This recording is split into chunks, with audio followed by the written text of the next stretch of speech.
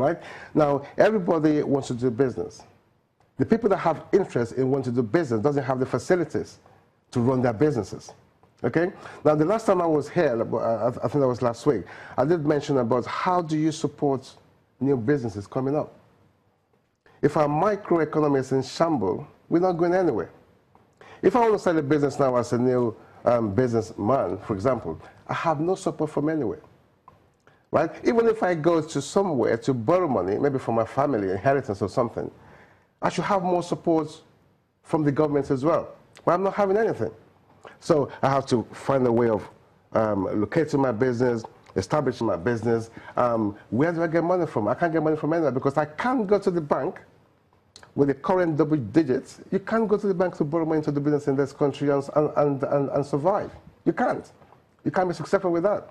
Okay? What are the government doing in that aspect? That's where they should come in to regulate. Okay? Now, also, who actually advises me? Like in other climes, like the UK, for example, they have what they call business angels. Okay? What this NGO or this private establishment do is, you go to them to seek for advice. So they guide you. Okay? What sort of business do you want to do? Okay? Is it in the proper location you want to set it up? What sort of name you want to give to it? Will it attract the public on what you actually want to do? Okay? How will you have access to funds from the banks? Okay? And many other things like that. Power supply, the internet. Look at our internet and broadband services that we have in this country. They're so expensive. Who is regulating that? Now, somebody will tell you, I think that's a discussion maybe for another day. Someone will tell you, buy 1,000 naira for a data, and they will tell you, we'll give you 2 gig. But buy that 1,000 naira for 2 gig, it won't last you 2-3 days. So how do you exhaust 2 gig in 2-3 days? Well, look at all what you use it for, but in other climates, it doesn't work like that. The government look into it, and they actually sometimes subsidize to ensure that people have access. If we don't have access to proper internet services, IT, and so on and so forth in this country, then we're still going to be on our nails relying on people who actually comes in and take advantage of us. Mr. Yuri, there are those who are concerned about the finances, the foreign exchange market. You talked about, I'm trying to paraphrase what you said there when you talked about the real sector and currency issues. I'm not too sure I got that word, but you said to me about currency market and how it affects the real sector of the Nigerian economy.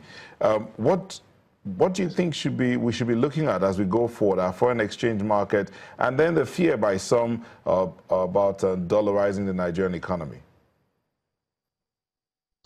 Well, I think it's a shame to talk about dollarizing the economy, because what we should look at as a country is a balance of payment position. But there's been so much confused focus on the dollar and foreign currency, it makes it look ridiculous. I mean, it's as if we don't understand that money has dimensions. The first dimension of money is that it must store value. In other words, since you no longer do trade by barter, the currency that you hold must have a value that gives you an equitable transaction price balancing.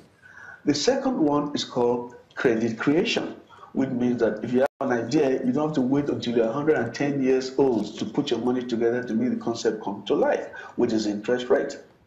The final point of it, which has been so debated in the country since 1986, is the issue of purchasing power parities.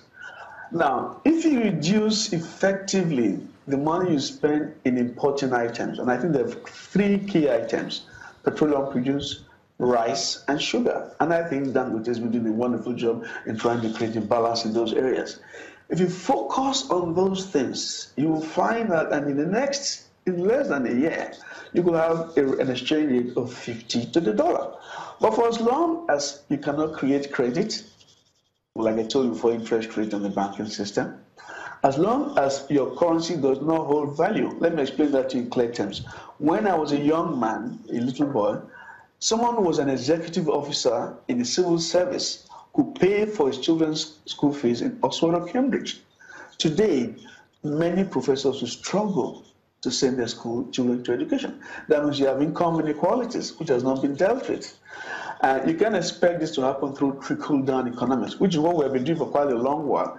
Some people steal money, but because they're generous, they distribute it, some form of trickling down. Now, that stealing or stopped, the economy doesn't exist. You must create a new economy.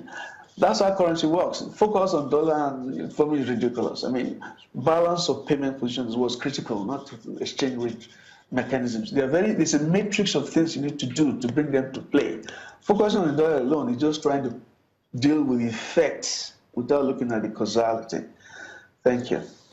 Thank you so much, Mr. Charles Iyore, a financial analyst who joined us via Skype from Kent, England. Thank you for your contributions, and I would like to thank you too, Mr. Michael Adeleye, a human capital development expert, for sharing your thoughts on how to facilitate a better economy in the year 2018. Okay, we'll take another break now, and Sunrise will be back with Janet.